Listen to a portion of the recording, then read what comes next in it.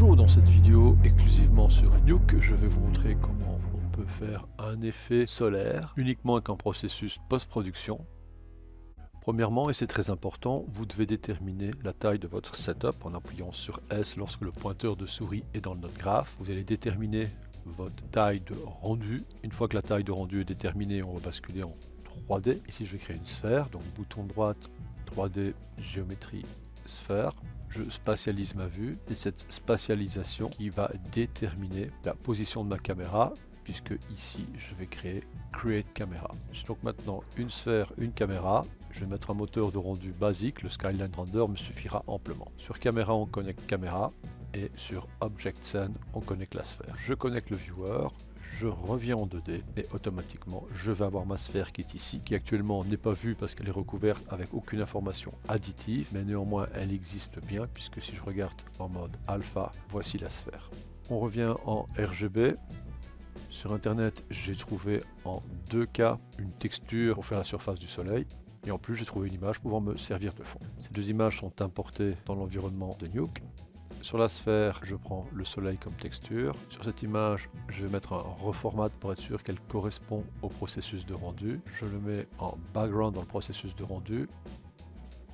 Je vais ajuster le reformat, dans ce cas-ci en mode fill, pour qu'il remplit l'entièreté. Personnellement, je vais réajuster la position de la caméra. La sphère, on peut tout à fait l'animer sa rotation sur Y. Sur le premier frame de la timeline, je viens sur le channel Y, je fais bouton droit set key, je viens sur le frame 100 et je donne une valeur angulaire, par exemple moins 60 degrés. Et si je fais play, on va obtenir la rotation.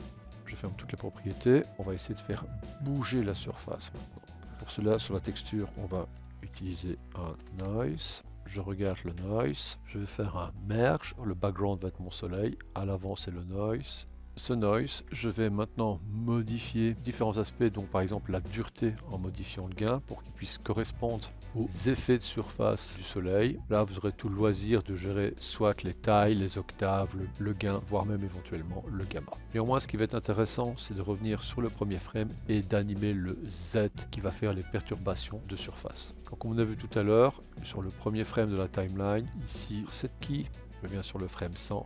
Et je vais donner une variable. Il est évident que le noise correspond à la taille de l'environnement et que la texture est en 2K. On a deux solutions, soit je reformate le noise par rapport à cette texture, soit je reformate la texture par rapport au noise. Pour ne pas perdre en qualité de la texture, je vais reformater le noise, donc ici je mets reformat.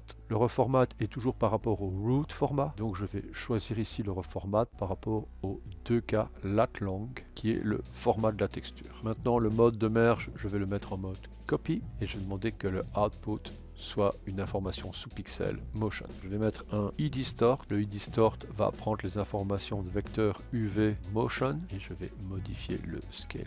En faisant play, on va voir que maintenant la surface bouge par rapport au noise. À vous de gérer la force de perturbation, revenir éventuellement sur le noise et modifier certains paramètres, soit relatifs à la déformation et ou au rythme en modifiant l'animation du Z. Pour modifier l'animation du Z, il suffira, là où vous avez fait set key, de venir dans Curve Editor et de réduire la vitesse qui est ici pour obtenir une animation plus lente. On revient dans le node graph. Tout ce concept, maintenant on va le regarder en 3D et venir le prendre comme texture, ce qui va nous donner un résultat nettement moins statique. Bien, maintenant nous voyons la sortie qui est en Full HD et ici je vais perturber une partie du rendu et ce via un noise. Toute la procédure qui va venir ici est une procédure post-production après le rendu 3D. Observons le noise. J'ai besoin de dureté plus marquée dans ce noise. Je vais donc modifier certains paramètres. L'angularité. On va contraster les octaves, je vais mettre par exemple une valeur 5. On a ici une variable d'échelle. Alors vous allez voir que chaque chose va avoir son importance. Ici je vais mettre par exemple 30. On a la force du gain qui va donner des flous ou une dureté beaucoup plus franche. Alors ce noise va utiliser comme alpha la 3D. Et nous allons voir que cet alpha est en fait trop restrictif, donc je vais l'agrandir. C'est ce qu'on fera par la suite. On va mettre ici un blur directionnel, dir blur de direction blur. Le centre, on va le mettre au milieu et vous allez gérer la force. Remarquez que le direction blur donne une extension, mais celles-ci ne sont pas réellement bien atténuées sur le bord. Comme j'avais signalé au début, je vais donc mettre ici un Erode Blur. Cet Erode Blur va travailler exclusivement sur l'alpha, agrandir l'effet et flouter les bords pour avoir une atténuation. Je ferme tous les paramètres. Ici, je vais utiliser un filtre qui va accentuer les effets. Bouton droit, filter. Je vais choisir ce filtre. Et le dernier filtre que je vais utiliser va être le plus important, c'est le Edge Extended. Vous avez une gestion des détails, gestion de l'érode.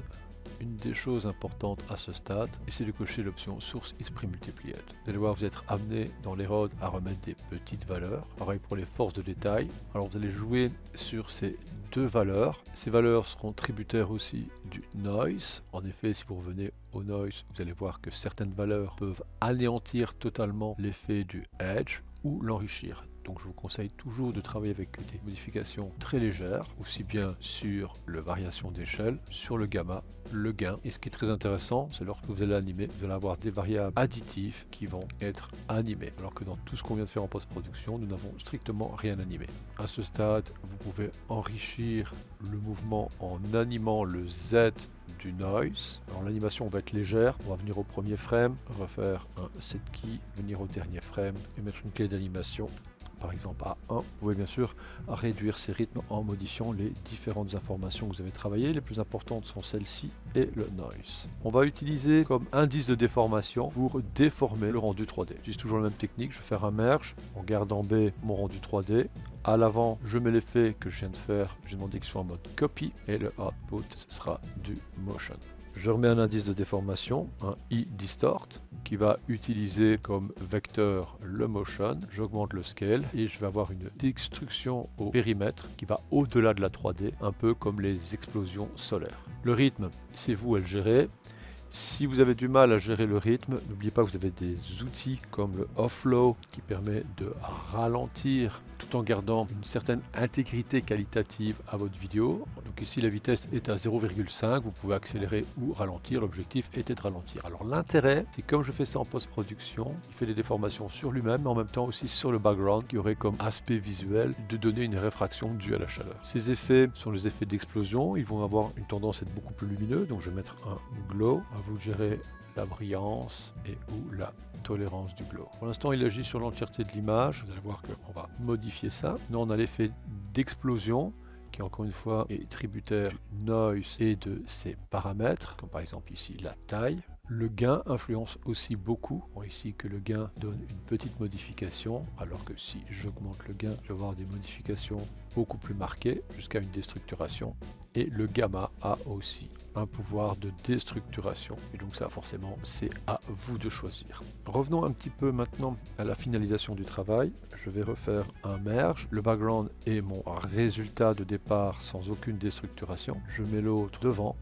Et je vais limiter ces effets sur la couronne. Donc là, nous savons qu'en masque, il est tout à fait possible d'aller chercher l'alpha du rendu 3D. Donc ici, je vais faire point pour aller chercher la sortie qui est ici. Prendre celui-ci comme masque. Et à l'instar de ce que j'ai fait ici, je vais mettre un Erode Blur qui ne va agir que sur l'alpha. Modifier la taille extérieure. Gérer le flou de celle-ci. Et si vous avez envie de limiter les effets à l'intérieur, on va remettre un merge qui va refaire à peu près la même chose, mais on va l'inverser. En effet, le background sera la sortie 3D. À l'avant, je mets le résultat que je viens de faire. Je vais le mettre en mode copy. Donc en fait, il recouvre sans aucune fusion de pixels. Ici, je reprends l'alpha. Je remets un Erode Blur. Je choisis de prendre l'alpha. On voit maintenant que je peux réduire et ou agrandir. Inutile de vous dire que je vais tout simplement réduire le ray dans le merge. Le masque, je vais l'inverser. Bilan, l'érode ici me permet de voir que l'intérieur pour donner plus d'importance sur le périmètre et appuyer visuellement les effets qui ont lieu sur la couronne. À bientôt!